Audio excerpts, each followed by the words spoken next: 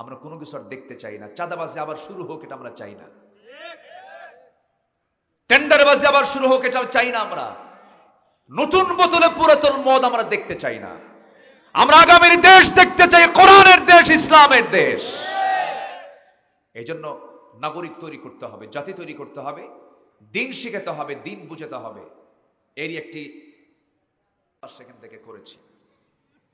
অনেক national award পেয়েছি, স্বর্ণপদক পেয়েছি। অনেক ইউনিভার্সিটি, প্রাইভেট ইউনিভার্সিটিতে টিচারই করেছি, শিক্ষকতা করেছি। অবাল বৃদ্ধ বনিতা, ছোট বড় শিশু, গোটা দেশের বিভিন্ন প্ল্যাটফর্মে, চট্টগ্রামের প্যারেড ময়দান, সিলেটের জিএমসি কলেজ মাঠ, পাবনার দারুল আমান ট্রাস্ট, খুলনা আলিয়া কামিল মাদ্রাসা, এরকম দেশের ঐতিহাসিক যে বড় বড় তাফসির মাহফিলগুলো আমি অংশগ্রহণ করেছি, আলোচনা করেছি। আমি আমার এই ২৬ বছরের আলোচনার জগতে আমি যতটুকু বুঝতে পেরেছি, এই জাতির জন্য, মুসলিম উম্মার জন্য সবচাইতে বড় খেদমত হলো কোরআনের খেদমত করা। জোরে বলি আলহামদুলিল্লাহ। আমি বুখারীর ক্লাস নিয়ে যতটুকু মজা পেয়েছি, আমি মুসলিমের ক্লাস নিয়ে যতটুকু মজা পেয়েছি, আমি ফিকহের ক্লাস নিয়ে যতটুকু মজা পেয়েছি, এর চাইতে মনে করছি সবচাইতে বড় খেদমত হলো মক্তবের ক্লাস নেওয়া, কোরআনের ক্লাস নেওয়া, জাতিকে কোরআনের দিকে, সহি শিক্ষার দিকে এগিয়ে নিয়ে আসা। এটাই হচ্ছে মূল ফান্ডামেন্টাল একটা কাজ। সম্মানিত ভাইয়েরা, আমি সবার কাছে উদাত্ত আহ্বান জানাবো। নাম্বার 2 হচ্ছে নিজের সন্তানকে মাদ্রাসায় দেব। রাজি আছেন না? ভাবতেছেন গুলশান, বনানী, বারিধারা, ডিওএইচএস এই সমস্ত এলাকার বাসিন্দারা আরামে আছে, শান্তিতে আছে? অসম্ভব। কেউ শান্তিতে নাই। যেখানে ইসলাম থাকবে না সেখানে শান্তি থাকবে না।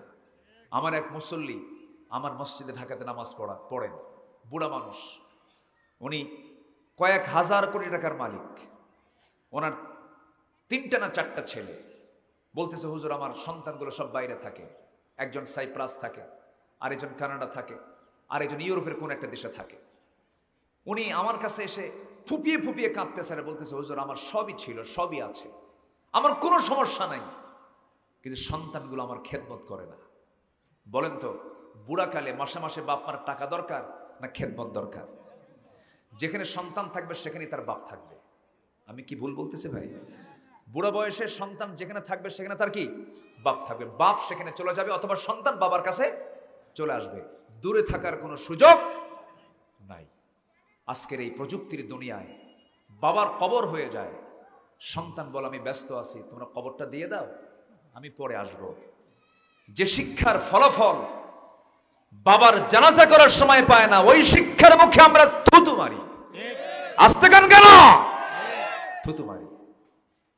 উনি ইঞ্জিনিয়ার হয়েছেন, ডাক্তার হয়েছেন, প্রশাসক হয়েছেন, কিন্তু মানবতা শিখেন নাই, নৈতিকতা শিখেন নাই। কেন? ওই বাপ মা কি দোষ দেব? ওই বাপ মা ওই সন্তানগুলো সেই দিনের শিক্ষাগুলো দেয় নাই। আপনারা মনে জানেন, গত 2 থেকে 2.5 বছর আগে, 2 বছর আগে ধানমন্ডির এক বাসিন্দা, এদেশের একজন অভিনেতার শ্বশুর, এক অভিনেতার নায়কের শ্বশুর, রাত 1টার দিকে এসে নিজের বৈধ পিস্তল নিয়ে মাথায় পিস্তল ঠেকিয়ে বলল, প্রিয় দেশবাসী, এই জীবনে আমার আপনজন বলতে কেউ নাই। আমার ছেলে, আমার মেয়ে, আমার বউ, আমার বাচ্চা, আমার জামাই, আমার বন্ধু বান্ধব, কেউ আমার আপন না, সবাই আমাকে ঠকাইছে। আমি আর এই দুনিয়াতে থাকতে চাই না। সে তার বৈধ লাইসেন্সওয়ালা পিস্তল নিয়ে নিজে সুইসাইড করে দুনিয়া থেকে বিদায় নিল। বলেন তো, তার কি টাকা পয়সার অভাব ছিল? বউ, বাচ্চা, ছেলে মেয়ে সবই আছে, দুনিয়া থেকে বিদায় হলো কেন? এই অশান্তির মূল কারণ হলো একটাই, ইসলাম নাই, ইসলাম নাই। ঠিক কিনা বলেন? এই জন্য সবটা জায়গায় ইসলামকে পৌঁছে দেব আমরা, ইসলামের প্র্যাকটিস করব আমরা, পরিবারকে বুঝাবো ইসলাম, দিন ইসলাম বুঝাবো, দিনের শিক্ষা আমরা দেব। সেই লক্ষ্যেই এই প্রতিষ্ঠানটি এলাকায় গড়ে উঠেছে। এটা একটা চারাক, এটা একটা আলো, এটা একটা কি বলেন তো, এই আলো, এই আলোর নিচে যাব আমরা, আমাদের অন্ধকার দূর হয়ে যাবে। কোরআন অন্ধকার দূর করে না অন্ধকার সৃষ্টি করে? বলেন কি করে? আল্লাহ রাব্বুল আলামিন বলেন, আলিফ লাম রা কিতাবুন আনজালনাহু ইলাইকা লিতুখরিজান নাসা মিনায যুলুমাতি ইলান নূর। হে নবী, আমি আপনার প্রতি যে কোরআনটা নাজিল করেছি, এই কোরআন নাজিলের মূল উদ্দেশ্য হলো আপনি যেন অন্ধকারে থাকা নিমজ্জিত জাতিকে যেন কোরআনে আলোকিত করতে পারেন। আমার বন্ধুগুলো, আমার নবী যেই যুগে জন্ম নিয়েছেন সেই মক্কার মাটিতে বেহায়াপনা ছিল, মদের বোতল ছিল, জেনার কারবার ছিল, সুদের কারবার ছিল, খুনকে বদলা খুন ছিল যাদের নিত্য নৈমিত্তিক ব্যাপার। সেই শততা বিভক্ত জাতিকে 100টার কাঠিতাবদ্ধ করেছেন কোন জাদুমন্ত্র দিয়া নয়, একমাত্র কি দিয়া? যারা হজে গেছেন, এই যে আমার ভাই সিনথি ইলেকট্রনিক্সের মালিক, তিনিও হজে গেছেন। তার দোকানের নামই তো হাজি, কি জানা, সিনথি ইলেকট্রনিক্স। কিন্তু আপনাকে হাজি সাহেব হিসেবে সবাই চেনে, হাজির দোকানে চলে যাও। এই জন্যই বললাম উনি হজে গেছেন।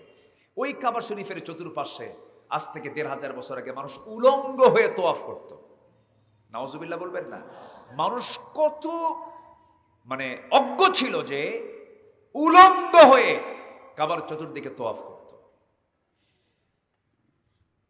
জীবন্ত পুঁতে হত্যা করত মেয়ে সন্তান হলে পরে। নিজের মাকে বিয়ে করত, নিজের মাকে। নাউজুবিল্লাহ বলবেন না? সেই জাতি এত ভালো হলো, ওমর হলো, আবু বকর হলো, ওসমান হলো, আলী হলো। এই যে এত ভালো মানুষ, সোনার মানুষগুলো ওই মক্কা থেকে বের হয়ে আসলো কোনো জাদু দিয়া নয়, কি দিয়া? কোরআন দিয়া। আমার দেশে আমরা সব দেখা শেষ করেছি, আমরা কোনো কিছু আর দেখতে চাই না। চাঁদাবাজি আবার শুরু হোক, এটা আমরা চাই না। টেন্ডারবাজি আবার শুরু হোক, এটা চাই না। আমরা নতুন বোতলে পুরাতন মদ আমরা দেখতে চাই না। আমরা আগামীর দেশ দেখতে চাই, কোরআনের দেশ, ইসলামের দেশ। এই জন্য নাগরিক তৈরি করতে হবে, জাতি তৈরি করতে হবে, দিন শিখাতে হবে, দিন বুঝাতে হবে। এরই একটি কার্যকরী পদক্ষেপ আমার ভাইজান নিয়েছেন। মহিলা মাদ্রাসা করেছেন। নাম্বার 1 দোয়া করবেন। নাম্বার 2 সন্তানকে চোখ বন্ধ করে দিবেন। সন্তানের হাতে মেয়ে, সন্তানের হাতে কোরআন তুলে দিবেন। সন্তানকে পাহারা দেবার জন্য কাউকে লাগবে না, কোরআন ওকে পাহারা দেবে। কোরআনের নূর যদি কারোর ভিতরে লুকানো থাকে, সাময়িকের জন্য একটু দুষ্ট হলেও ওই নূর তাকে একসময় আলো ছড়ায় দেবে। ও রিটার্ন করবে, ব্যাক করবেই। To back Islam, say back ইসলামের দিকে ব্যাক করবে। এটা শতভাগ সত্য। আলো যদি নাই থাকে ফিরবে কেমনে? আমার নবীজি 40 বছর পর্যন্ত চেষ্টা করেছেন, পারেন নাই। 40 বছর, 15 বছরে তার বুদ্ধি চলে আসছে, যৌবন চলে আসছে। 15 থেকে নবুয়ত প্রাপ্তির আগ পর্যন্ত 25 বছর অনেক চেষ্টা করেছেন, পারেন নাই। কেন পারেন নাই? কি আসে নাই? বলেন, কি আসে নাই? কোরআন এসেছে, তিনি পেরেছেন। 23 বছর কমপ্লিট হয়ে গেছে। কোন জাতি এত অসভ্য বর্বর? বাবার হাতে মেয়ে নিরাপদ ছিল না, সন্তানের হাতে মা নিরাপদ ছিল না, মাকে বিয়ে করেছে সন্তান। এত জঘন্য জাতিকে এত সুন্দর জাতিতে রূপ দিয়েছেন। এক মহিলা, এক সাহাবী আমার নবীর সামনে বসে বসে কান্দে। রাসূল বলেন, সাহাবী তুমি কান্দো কেন? ইসলাম কবুল করছো, ঠকছো নাকি? সাহাবী কয়, হুজুর ইসলাম গ্রহণ করলে কেউ ঠকে? আমি তো ঠকার জন্য কাঁদি না, আমি জিতেছি ইসলাম গ্রহণ করে। তাহলে কান্দো কেন? হুজুর আমি কাঁদতেছি, পূর্বের জীবনের একটা বড় গুনাহ আমার দ্বারা হয়ে গেছে। কি গুনাহ করছো? হুজুর আমার মনে হয় আল্লাহ তাআলা এই গুনাহটা আমার মাফ করবেন না। সব গুনাহ মাফ হলো। কেন, কি হয়েছে, কি করেছে বলো? কি নিজের হাতে নিজের কন্যা সন্তানকে আমি খুন করেছি। আমার নবীজি বললেন, শুনেছি বহু, আজকে তোমার কাছ থেকে একটু গল্প আকারে শুনতেছি, একটু বলো তো। আমার নবীজির সামনে সাহাবী, খুব সুন্দর চেহারা, সুশ্রী চেহারা, দুটো হাঁটু গেড়ে নবীর সামনে বসে গেলেন। বসে গিয়ে বলছেন, ইয়া রাসূলুল্লাহ, ইসলাম বুঝি নাই, দিন পাই নাই, সন্তান আমার স্ত্রীর গর্ভে চলে এলো। 6 মাস যখন হলো, বউটাকে বললাম বাবার বাড়ি চলে যাও। বাবার বাড়ি পাঠায় দিলাম, আর বলে দিলাম সন্তান ছেলে হলে কোলে করে নিয়ে আসবে, মেয়ের সন্তান হলে আমাকে বলার দরকার নাই, জীবন্ত পুঁতে তাকে হত্যা করবে। এই ডিক্লারেশন দিয়ে পাঠায় দিলাম। সন্তানটা মেয়ে সন্তান হয়েছে, আমাকে বলা হলো সন্তানটা মৃত হয়েছে। অন্য জায়গায় অন্য পরিবেশে সন্তান রেখে আমার বউ তিলে তিলে বড় করেছে, আমাকে জানায় নাই। 6 থেকে 7 বছরের মাথায় একদিন আমি ওই এলাকায় চলতে গেছি। ঘুরতে গিয়ে দেখি আমার মতোই চোখ, আমার মতোই হাত, আমার মতোই পা, আমার মতোই অঙ্গ প্রত্যঙ্গ। সন্দেহ হলো, হাতটা চট করে চেপে ধরলাম, স্ত্রীর সামনে দাঁড় করালাম। স্ত্রী ভীত ভীত কণ্ঠে বলছে, আমার স্বামী, কতক্ষণ আপনার সন্তানের তথ্য গোপন করব? এই সন্তান তো আমাদের ঔরসজাত সন্তান। বুঝতে দিলাম না হুজুর, খেপে গেলাম মনে মনে, প্রচন্ড অগ্নিশর্মা হয়ে গেলাম, রাগটাকে নিয়ন্ত্রণ করতে পারলাম না। মনে মনে চিন্তা করলাম কেমন করে সন্তানকে দুনিয়া থেকে বিদায় করে দেব। অভিনয় শুরু করে দিলাম, মেয়েটাকে কোলের মধ্যে নিয়ে আদর করা শুরু করলাম, চুমো দিলাম, চুমোতে চুমোতে গোটা দেহ তার শেষ করে ফেললাম। সন্তানটা আমার ভক্ত হয়ে গেল এবং বারবার বলছে তার মাকে, মা তুমি আমার এমন বাবাকে তুমি আগে পরিচয় করে দাও না, এখন আমার বাবা তো খুব ভালো মানুষ। মেয়েটার হৃদয়ের মধ্যে ঢুকে গেলাম। সকালবেলা হয়ে গেল, বউটাকে বললাম আমার মেয়েকে সুন্দর করে সাজিয়ে দাও, গুছিয়ে দাও, আজকে ওকে নানির বাড়িতে নিয়ে যাব।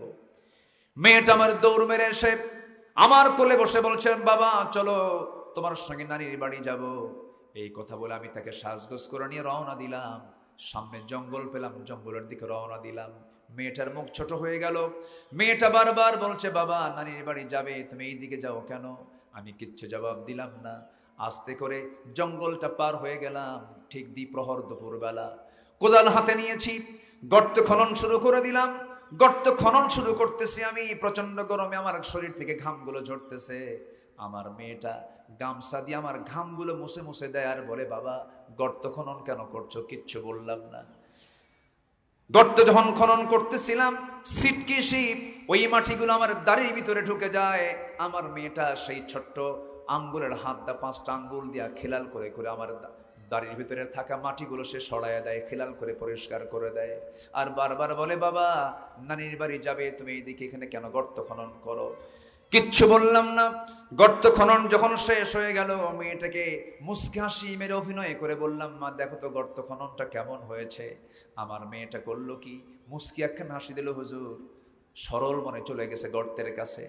গর্তের দিকে একটু উকি মেরে ঘাটটা একটু সামনের দিকে ঝোঁকায়া দিয়া যখন গর্তের ভিতর সাইড দেখতে নিয়েছে, আমি একটু পিছন দিকে আসলাম, চক্ষু বন্ধ করে এমন জোরে সজোরে ধাক্কা মারলাম, এক ধাক্কায় সন্তানটা উপর হয়ে গর্তের মধ্যে পড়ে গেল।